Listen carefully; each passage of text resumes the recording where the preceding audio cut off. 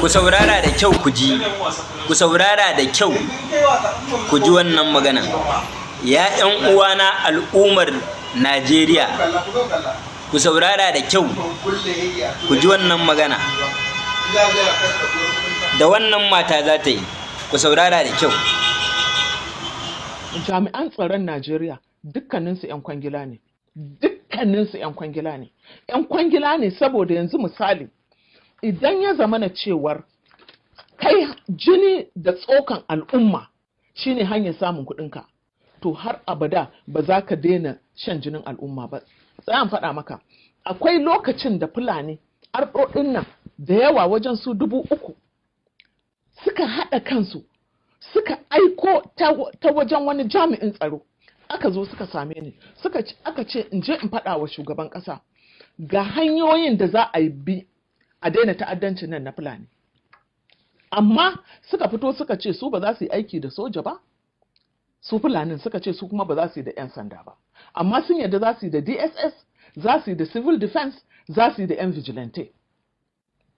Na zo na ɗauki takardun da na je na samu shugaban ƙasa, na ce masa ga abin da aka ce ana so a yi, in ka yadda aka bi ta hanyar nan. Aka zo ya tura ni in je in ga wannan, in je in ga wannan. Zancen nan har yau ba a ɗaga shi ba, har abubuwan suka taɓarɓare suka haka. Abin da nake so ka gane shi ne, tambayar a nan ita ce me isa su Fulani za su ce ba za su yi harka da 'yan sanda da sojoji ba, sun ce don tare suke yi.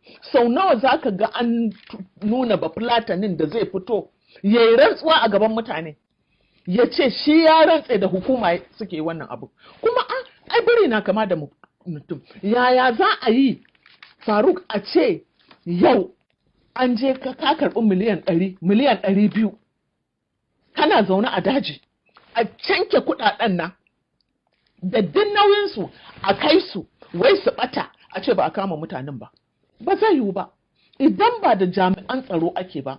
Sau nawa zaka ji an ce wai jami'an tsaro wai za su tafi operation sai su faɗa a rediyo da jarida wai sun tafi operation. Kai ka taɓa jin operation na ɗan sanda ko na soja abin da ya kamata ka yi shi a cikin sirri? Akwai abin da suke cewa element of surprise. Za a shirya ba zata, a shirya yaƙi, a shiga abin a fito sai an gama ma an samu nasara sannan zaka je. Amma kullum jami'an tsaronmu ba ma kamar su 'yan sanda, sai ka ji sun kama wani ɗan yaro sai dai mana wasan kwaikwayon banza na ƙarya, sun raina ma hankalin 'yan Najeriya.